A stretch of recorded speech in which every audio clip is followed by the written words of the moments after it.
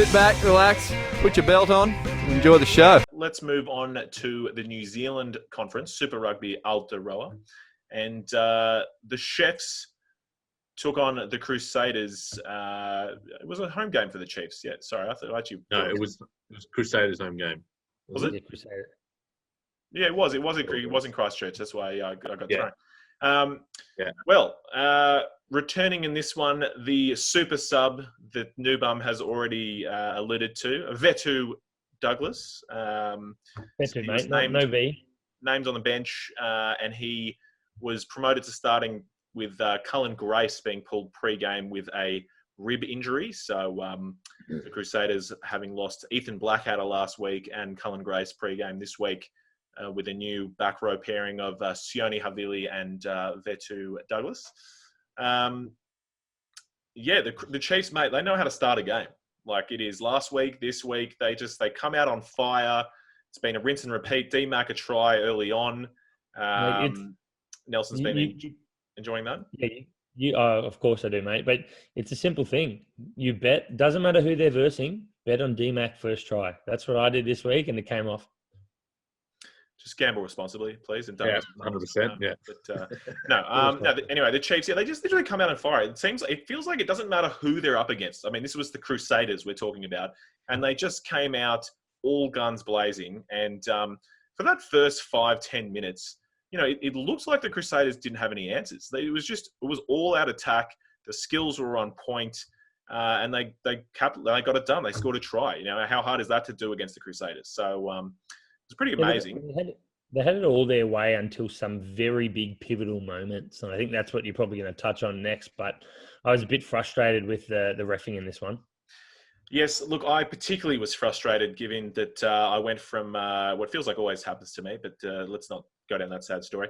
The high of what could have been a Leicester Fainganuku second try, but then ended up resulting in a Brad Weber yellow card, 2 players in my team. I think Brad Weber was very rightly so stitched up in that, he's tackling Richie Mo'unga. This was probably the pivotal moment of the game. This is the captain challenge. You got to discuss that. That's the biggest part of this. Such a failing on a captain challenge. Sorry, that's a good point. I actually was going to gloss over that. No, so exactly that. Sam Cane issued a captain's challenge specifically to look at something. And this was Brad Weber tackling Richie Mo'unga. And they had said that Brad Weber had hit the ball and knocked it backwards, meaning that it wasn't a knock-on from Richie Mo'unga, which then ended up resulting in Brad Weber did cynically prevent Fainganuku from scoring a try by being offside and resulted in penalty try, yellow card to Weber.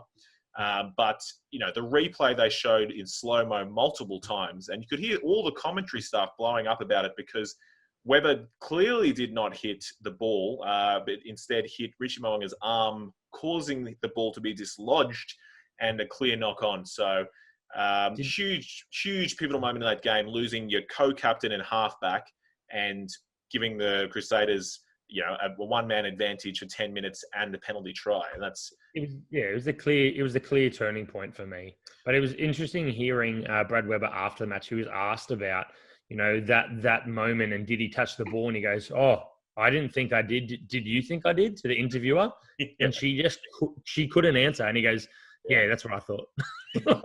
He was very, very frustrated, rightly so. That's it. Well, the Crusaders are a team that if you manage to get some momentum against them, it can change at the drop of a hat, and you can't afford something like that. So that really took all the wind out of their sails, basically. But anyway, the only other point I have to talk about, because obviously we talk about my players, Crusaders Chiefs, Leicester Fainganuku. How good has he been? I certainly am wearing my Fainganuku covered glasses when I will say that his foot didn't go out and touch the ground, and he just scored one of the most acrobatic finishes of recent years at trying the corner. Nelson will be quick to correct me. No, mate. Look, it was amazing acrobatics, and on the vision and on the video, there was nothing to rule it out. But since we've seen one of the sideline photographers, a photo that he's taken where his foot is clearly on the ground, but you just couldn't pick it up in that slow-mo video where it was a bit blurry.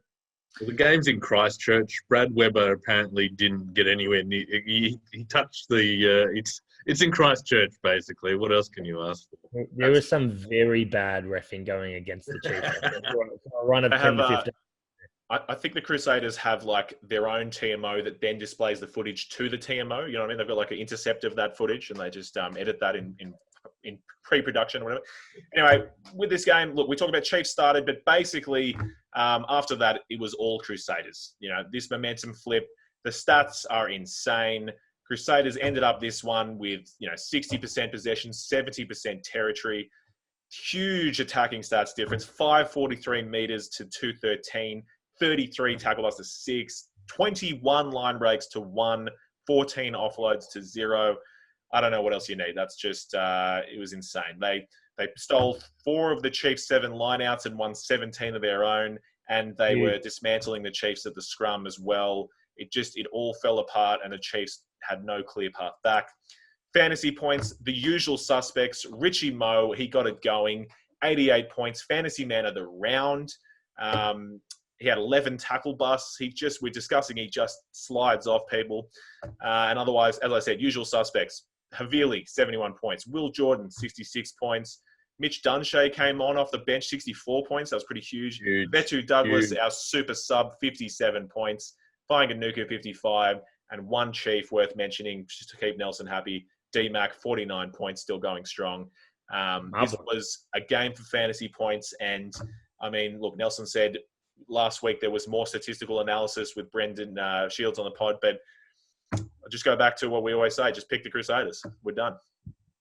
Yeah, it's fair. Very good. All right, Noobum, do you want to take us through the Blues and the Highlanders? Yep, we saw returning James Lenchies, who came back from a really nasty injury last year, and he did look big, and he looked shredded, and he looked fit. He looked like he's been doing some hard work in the off season. He's one of those typical 100 kilo flankers, but what Tony Brown said, he's over 110 kegs. That's what I mean. Like he's like your typical hooper, and everyone is about 100 kilos, and he's just put on another 10 kilos of muscle, and mate, he was huge. It was scary to look at.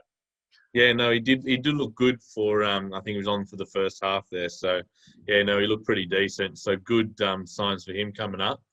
And from the injury side of things, we saw Mark Talea, who hobbled off at halftime. At halftime, yeah. That's what I thought. Yeah. So we'll see what happens there. So keep an eye out for the casualty ward. Oh, and also, of course, Jonah Nareki. Very, very good shout out to him. Of course. Nareki, obviously. Well, Wiley won't be too happy with that. Yeah, Nareki did exactly the same. So, but he came off a lot earlier as well, didn't he? Nareki, I think, a much more serious injury. So, yeah. Again, keep an eye out for the casualty ward on that one. Very good.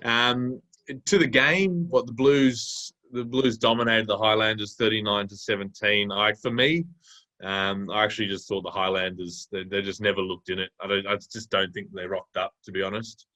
Apart from a few of the drop balls, the Blues were pretty clinical in nearly every single facet of the game. I think they're bringing a bit of Crusaders about them, where Terry Black is, they're structured, composed, patient. I think Black's actually developing into that 10 role, especially when Bodie's not there either. He just seemed like he's in control and leading the men around, and have some kind of structure going on. So I think it's good signs for Black owners there as well. In terms of, I just want to bring up, that wasn't how it was supposed to sound, by the way. Black owners, mate. What are you doing? Yeah. I just want to bring up the try that was disallowed with Kiriwani, the forward pass to his brother Rico. What? How is that not? How is that not a try? Look, Harry was going to have a blow up here, so I might just do a little snippet of it for you. Yeah. I stand similar enough to him, but absolutely ridiculous. If you're going full pult, full pelt, sprinting ahead. You throw the ball. They have to look at where your hands go.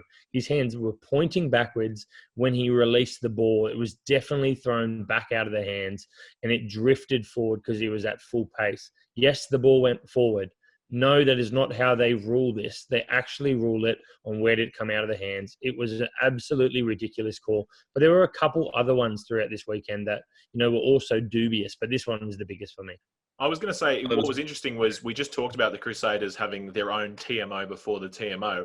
The Crusaders probably, I think, one forward pass got pulled up, but they had about another 2 or 3 that were clearly actually forward, and they got away with. So, again, it comes back to consistency would be nice, but no, that was it was devastating. But how monster of a game did Akira have, Nabung? He was on fire.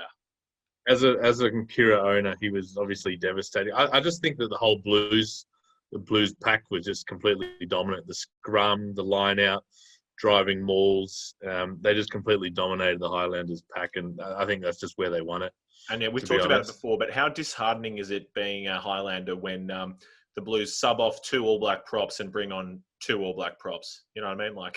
Yeah. Well, last week they obviously had Offa coming off the bench as well with Carl, and it's ridiculous the depth that they have at the moment. They're going to be good for this competition, the Blues. Yeah, they're going to be very good.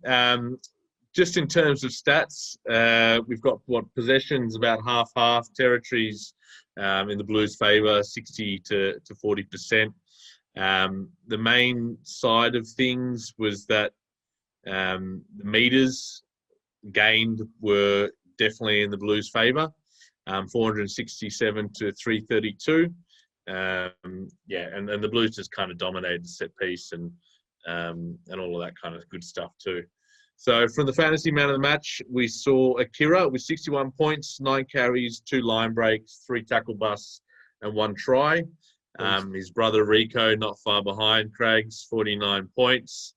And from the Highlanders side of things, Hoskins Sototu with 47 points. I believe Hoskins also plays for the Blues, but He does. Oh, sorry. Yeah, I was thinking Mega Eli Tu'u. Sorry. Look, I mean, fair enough. If you want Akira to play 8 as well, I get it. You know what I mean? That's fair enough. You've just blanked him out. I've done that kind of thing before. No worries. But no, very good. And I think, that was Blues Highlanders was a good game. But I think you're right. I think we're all looking forward to the main course previewing the Blues and Crusaders, that top of the table clash. So that will do our entree